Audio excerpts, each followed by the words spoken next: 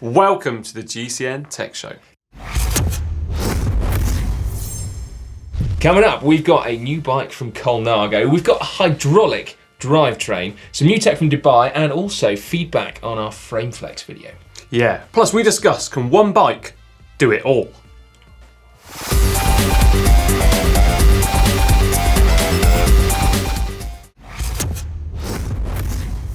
So what's hot in the world of tech this week then? Well, Colnago have just released a new frame set. It's called the C64, so named because it coincides with the 64th anniversary of when Ernesto Colnago actually started building frames.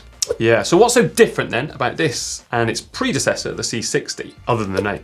Well, they've saved about 170 grams, which is about 15% lighter than the previous model. Yeah, it's still no featherweight though, is it? It's 900 grams for a frame set, so for a framer rather. Yeah. So not super light, but maybe it doesn't matter because it's a Colnago. Yeah, apparently owners of the C model bikes have never really been that fussed about weight, so there we have it.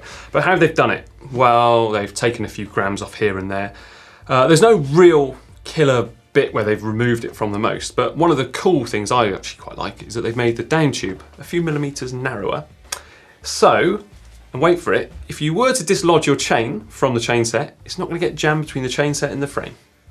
I'm not going to lie, John, I've never had that before in my life. So if that was a problem with the Colnago C60, that was a pretty fundamental problem. Was it a problem? Imagine losing that paint. Ooh, horrible. Right, anyway. Other points of note, one of the cool things that I like is there is an internal rib inside the fork steerer tube. Now, they say that that stiffens things up a little bit, but also it means that you can do away with an expander plug because they've actually put a nut inside this internal rib so you can preload your headset, screwing it directly into the forks. Kind of neat. Let's hope no one cross-threads that, otherwise that's an expensive repair job, isn't it? New pair of forks. What also I really like is the stem.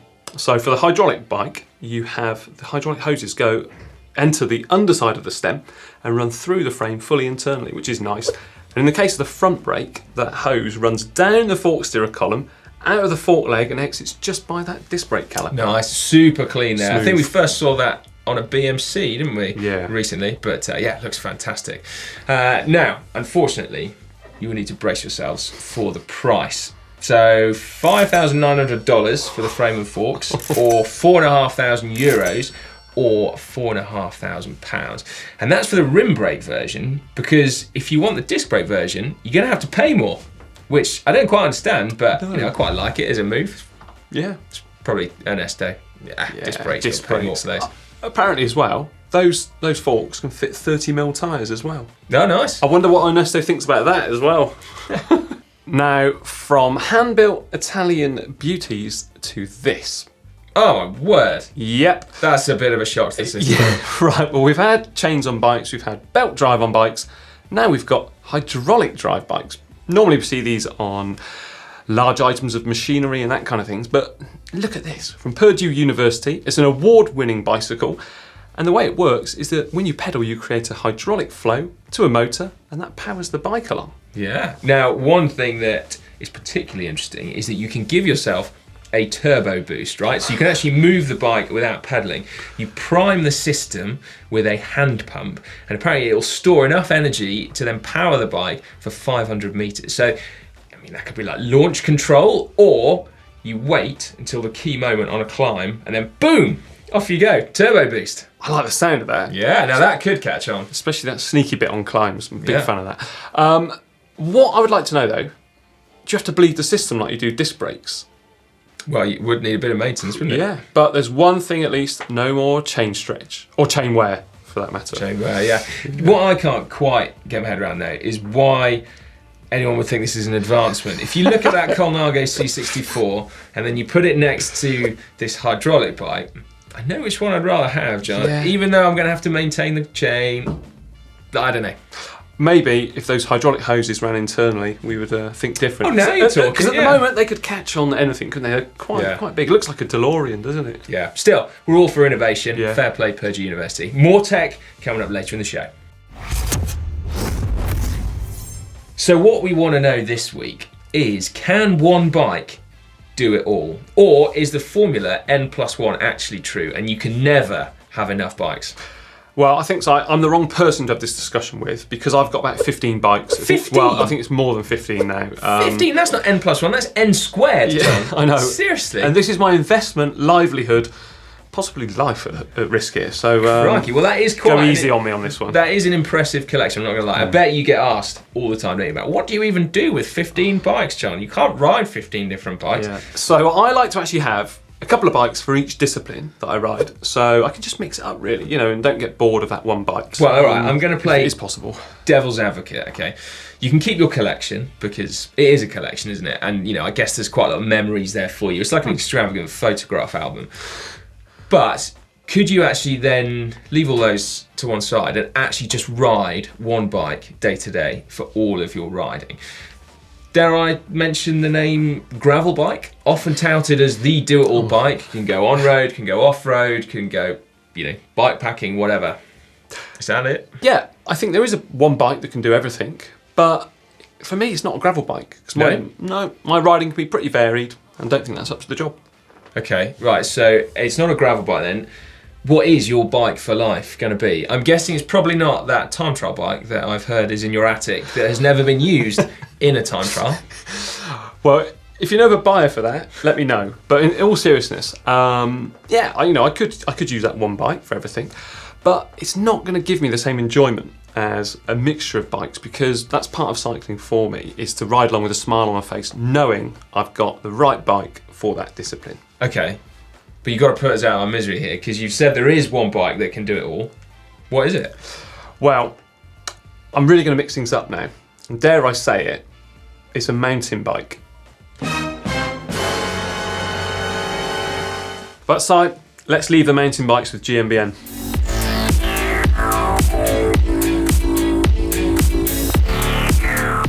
Well, hang on a minute. No, seriously, I don't think we should leave the mountain bikes to GMBN because you're right. The mountain bike is the ultimate do-it-all bike. Maybe not an enduro bike or an all-mountain bike or whatever other niches they've got bike. But actually, a cross-country mountain bike is super fun, properly off-road, and you can still ride on the road, even if slogging it up a Dolomite, you know, on the road maybe isn't quite so much fun. But the problem is, isn't it, that a gravel bike isn't as fun properly off-road as a mountain bike. But not everyone here is going to be a mountain bike as well. So maybe the gravel bike is the ultimate do-it-all, but then when you're riding that up a Dolomite, then it's not quite as fun as a road bike. And that is the problem, isn't it? Is that the do-it-all bike maybe just isn't as fun at all the different disciplines as the specific version. Yeah. I mean, if I had to choose, hand on heart, I would go for a road bike. And do you know what? I'd sack off cross and mountain bike. I wouldn't bother riding them if I was made to just have that one bike. So I'd just make that choice. Yeah, you see, because I come from a mountain bike background originally, so I think that I've given this a lot of thought, and I think actually I would have a mountain bike so I could still ride properly off-road. I often think maybe this cyclocross bike would be the one because then I would have more fun on the road. But actually, if I'm completely honest, can I please have three? A mountain bike, a cyclocross bike, and a super fast road bike. Then I'm a happy man. You can keep your other 12, but this would be it. Oh, and also a cheap bike to leave outside the pub as well, because I wouldn't want to lock up any of my other three. What we want to know really is what the viewers think is the one for all bike if they had to make that choice. Yeah, what is the dream do-it-all bike? Or could you not sacrifice if you want to have your mountain bike or your cyclocross bike or your road bike or your time trial bike or your 4-track bikes or your goodness knows whatever other I'll have bikes to go up into got. loft soon and take some photos. Yeah, to be fair, the viewers would like to go with you, John, I'm sure. Oh no. Right, make sure you let us know in the comment section down below. Get involved in the debate, like you did last week, in fact. So last week we asked, do the pros really ride the best bikes? And as ever, you've been getting stuck into the comments and giving your opinions, some heated, and we love to read them. Yeah, we do indeed. So Dan, the man, sorry, I was about to say Dan from Nam. No, he hasn't got in touch, not this week. The pro has to adapt to their given bike. The amateur can adapt the bike to themselves, and that's why we can have better bikes than the pros. Very good point then, actually. Yeah. Is that, well, like the point that Dan was making last week, we have the choice to choose what bike we want, whereas the pros don't. And so, yeah, I mean, you've got to be quite picky not to have love a Canyon Ultimate or Canyon Arid or whatever. But yeah, that is a very good point. Yeah, and that's why we see some riders, isn't it, actually doing a few hacks or bodges to get that bike to suit them. Yeah. Right, what else we got? Wilhelm Neerhorster, or Willem rather. The perfect bike has 2 wheels, different gears, a comfortable saddle, and good brakes. The rest is only marketing. Quite a simple look at it, really. Yeah, I'm not sure I agree with that. A bike has 2 wheels and whatever else, but definitely there are good bikes and less good bikes. It's not just about marketing. So I'm not sure I agree with you there, actually. Well, yeah, not too sure on that one myself. Michael T. The ideal World Tour race. All riders of every team on exact same bike with exact same equipment. That way no one can complain. It comes down to the best rider. Wow. It's certainly a way to level the playing field, isn't it? Yeah, although I think the best rider does almost always win anyway. Yeah. Like, the difference between bikes isn't that much. It's not like Formula 1 or anything like that, is it? But yeah, I mean, that would be quite cool. It's how the Tour de France used to be many, many moons ago. Yeah. Although I can imagine, really, it would possibly sink pro cycling because there's a monopoly then on the sponsorship, isn't it? Yeah. So, good idea in theory. Right, well, we'll be back next week with another hot topic. Right, we're back with more hot new tech. Yeah, well, a couple of weeks ago when I was in Australia, I noticed a couple of products from Specialized, and we didn't really know much about them in terms of product names or information. But since then, there have been announcements. It was a good spot there because they were quite hidden, weren't they? Quite camouflaged. Yeah, the colours kind of... yeah, they really blended into the background. Yeah, didn't really notice much. Anyway, firstly, the shoes, I was correct. The S-Works 7 shoes. Nice. So, quite logical really, S-Works 6, S-Works 7. But what the difference is? Well, the heel cup, slightly wider, and also the forefoot, slightly wider. Also, the dials of the BOA fitting system, I can't help but notice, they're pretty big, aren't they? They're actually made from aluminium. And they're pretty raised up as well from the profile of the shoe. And they remind me of something you'd find on like a high-end stereo system or something like that. You know, they do look cool. Pretty cool, yeah. But it could be lighter. You think? Could just put the plastic ones back on. Save a bit more weight. You reckon? Yeah. Yeah, all right, there we go then. Shoe tip for you. Now the helmets, again, John, you're right, it's the Evade 2. Had a bit of a redesign. They've reduced the number of vents from 17 down to 13. And the key metric, performance over a 40 kilometre time trial. Brace yourselves, everyone.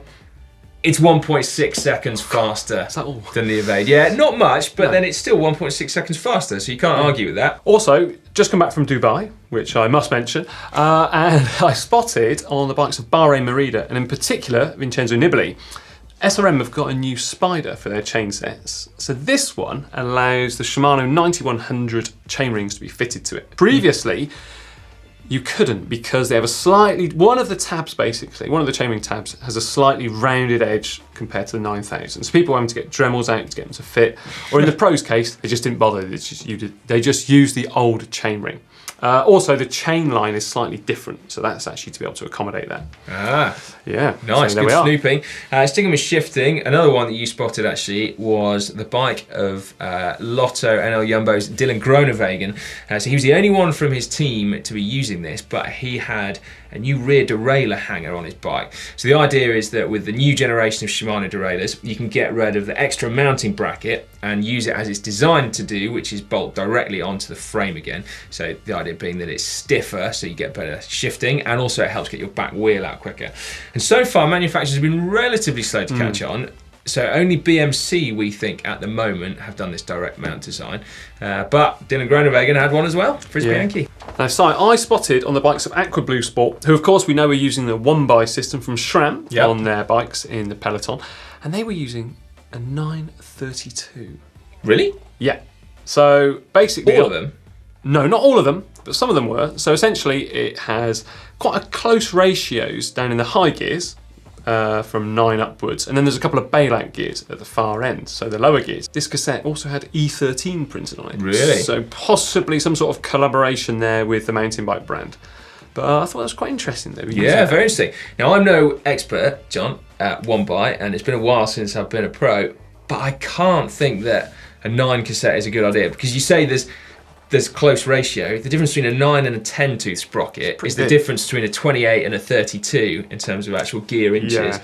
And so that's not close ratio. No, it's not, is it? So I'd stick with, because a lot of the guys were also running 11 tooth and a 54 up front. Yeah. And that seems like, that's just a normal sprinting gear, isn't it? Also, I can't help but think how the chain's going to go around a 9 tooth sprocket. Right, now, so I understand there was quite a few heated comments underneath your frame flex banter, video. one step up from gear ratio banter. Oh, I love a heated comment section, and I reckon this one was on fire. It was brilliant, absolutely fantastic.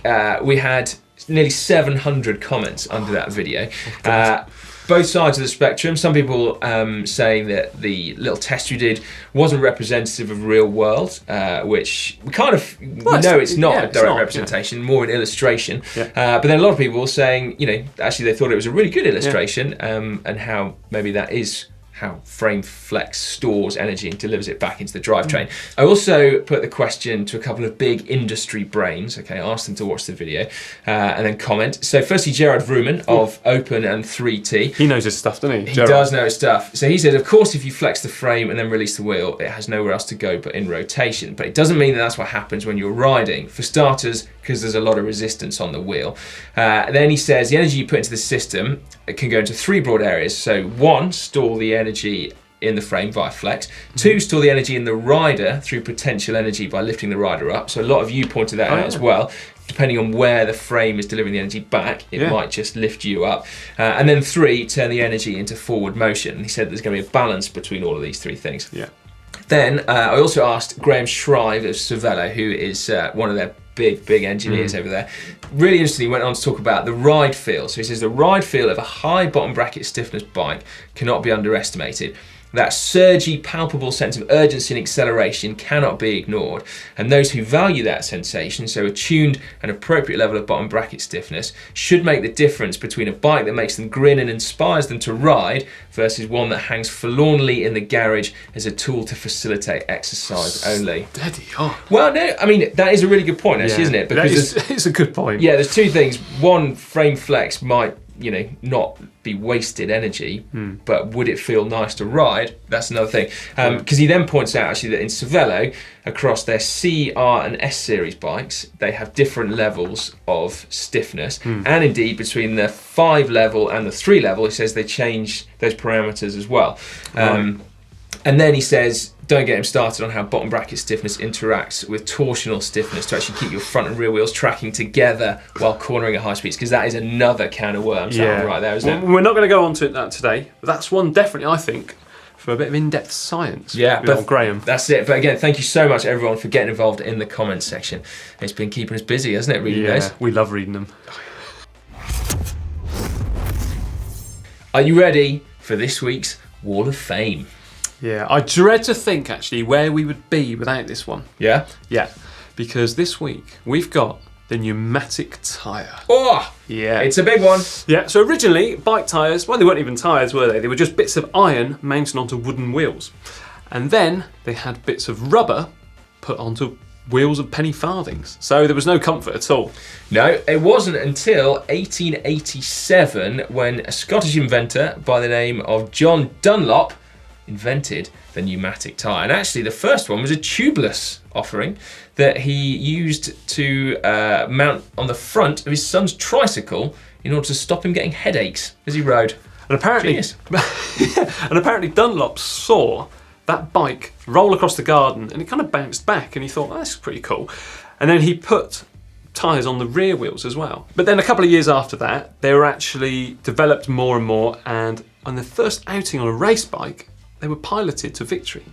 I mean, I'm not surprised. Cool, isn't it? And then 2 years later on, Edouard Michelin, of course, that we know very famous for bike tyres as well as car tyres, he designed what essentially was a rudimentary form of a clincher tyre. So a removable tyre with an inner tube inside. Yeah, a fair few developments since those earliest days, but the principles still remain, don't they? Pneumatic tyres, we've got 3 main types now: the clincher, the tubeless, and then the tubular as well, which is mainly used in racing these days. Yeah, but as ever, we want to know your nominations for the product to go in the Hall of Fame. So that's right, get involved in the comment section down below. We've had some pretty epic products so far, but we've barely scratched the surface, haven't we? So many more. No one has mentioned Spinergies yet, for a start. I can't quite understand why that hasn't happened. And we did have a good one last week, the first SRM power meter. Yeah, that was like a laptop on the handlebars, that unit. Maybe that's where we go next week. You decide. Right, it's time for Bike of the Week, where we put two bikes head to head and you get to vote for your favourite. Yeah, so last week, Dan and I gave you the choice of the two fastest cyclocross bikes in the world. The World Cup winning Canyon In-Flight of Mathieu van der Poel versus the World Championship winning Felt FX1 of newly crowned world champ Wout van Aert. And the results? Yeah, well, the winner with 67% of the votes, the Canyon In-Flight. Really? Mathieu van der Poel, yeah. Whoa. Really? Well, that takes me by surprise, actually, because that bike kind of polarised opinion when it was first launched. So, well, that's quite an overwhelming victory. Clearly, having Mathieu van der Poel riding your bike does a lot to sway public opinion. So, yeah, fair play. Good to see winner. Yeah, good to see Matthew get a win as well there. That's right, yeah. Another one. Yeah, now for this week's bike choices, we've got to head over to Dubai, where we check out these two beauties.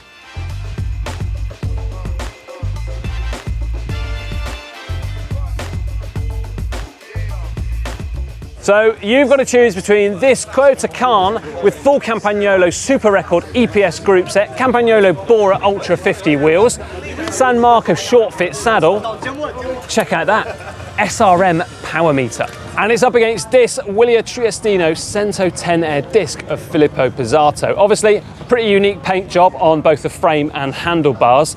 Full Shimano Dura-Ace 9170 disc brake group set, important to note there. Some Ursus 47mm deep wheels. And you know what to do, vote up here for your favourite. Yeah, right, first up, without further ado, let's go for Alistair Lovett from Singapore with this beauty, a Mercian. Look at that, John. So that's, I'm right in thinking, a slightly retro frame, yeah, but with a modern Ultegra group set on and Zip 303s. That is cool. I love that. Often it's quite easy to get it wrong, isn't it? Old frame, new kit, but that is bang on. I love that. Good. Look at the saddles. San Marco Regal, I think. Miche Super Type seat post. Oh, sorry, I'm getting really geeky here. I like that. In fact, personally, super nice. Super nice for me. There we are. What a treat for all you viewers. The first super nice. I'm in love, John. One by? So this new Specialized tarmac, but he's fitted it with one by. Look at the colour scheme on that as well. Nice, massively slammed stem, negative 17. It's just a racy, fast-looking bike. That looks fast, doesn't it? I love it. I mean, Gumball tyres. We've got to say, the photograph isn't a perler. No. You could have done better with that one, Ismus, but... At least it's changed in the big ring. Can I say it's a super nice because I love it? Yeah, I've got to say super nice as well. I like that. Go on, John. Yeah, done it. Oh, thanks. Right, next up, Jeff Gerber of Switzerland. Look at that. There's some absolute perlers this week. A Jaeger, so that's a Belgian brand, custom made. That is fantastic. NV4, it's a big old bike then, isn't it? Jeff, you must be pretty tall. Yeah, but it looks perfectly in proportion. Yeah, it does, I like that. Yeah, it doesn't look outrageous. It's looking good, isn't it? Look at the backdrop as well. I just got to mention the backdrop. There's like a stencil of a tree in the wall. Don't know what that is. Is this going to be 3 super nices on the bounce, John? For me, super nice. Okay, right, moving swiftly on. Oh, that's another beauty, Mashor Halouani from Tunisia. Got foil. Looks nice, doesn't it? It does look very nice. Although, hang on a minute, sorry, some glaring omissions from the outset. Chain's not in the big ring. And there's a lot of steering tube exposed. You were so close. It's a beautiful, beautiful bike, but it's just not quite done to perfection. I do like the view. View is beautiful, isn't it? I'm torn. It's a nice bike. I've got to give it a nice, I think. If your chain was on the big ring and you cut your steering tube down, you've got super nice. You were so close, Mashor. Yes, super nice in all but picture setup. Yeah. Right. Still, means we don't have to listen to that wretched alarm anymore. Right. And we've got Tim Lever of Llangollen in Wales. I hope I said that right. Santa Cruz Stigmata. That is cool. And what a perler of a photo as well. Look at that. What a backdrop. That's, well, yeah, give him a super nice just for the clouds, John. Super nice. No, but that bike is a belter as well, isn't it? I do like Stigmata. We've got a nice Force 1 by group set on there. Has he got road tyres on as well? Yeah, that's a do-it-all bike, John. Yeah, that is. That's a one-for-all bike. It is. It's a prime candidate, actually, for earlier in the show. Yeah, that's cool. I could look at that picture all day. Yeah. Wish we were there. I don't know, it looks quite cold, mate. Yeah, it does actually, yeah. Right, remember as well to send in your photos using this email address on the screen right now. And remember to include where you come from. One week we should do a John Canning special edition bike vault. We just rate your 15 bikes. You've got to sit in a corner whilst we berate them. Be like, oh, the backdrop's not very good on that one. I'd rather you just throw rotten fruit at me, to be honest. Come on, you love it. I do. Well, unfortunately, this brings us towards the end of the GCN Tech Show for this week. Before we go, though, we've got to give a quick shout out to the GCN shop. We've got new stuff in there, like, check it out, new jerseys. I love that chain link kind of camo look. Very, very cool indeed. So make sure you head over and check that one out. We've also got this in a little essentials case, so you can put your spares in there, your phone, you know, bit of money, credit card, that kind of thing. So put it all in one easy place, back pocket, and you're away. Nice. Right, what's coming up on the channel this week, John? Well, tomorrow, so on Friday, we've got the GCN Tech Clinic. Saturday, we've got a pro bike from the Dubai Tour, and this time it's Adam Blythe's bike. He's the king of slam, so make sure you watch out for that one. Sunday, there is a monster edition of tech from the Dubai Tour too, so keep your eyes peeled. Monday, back in the maintenance set. Right, nice one. And make sure you get stuck in as well to the Dubai content that's already gone out, that John shot from out there. How about checking out cleat choice from the top sprinters in the peloton? That's an interesting one.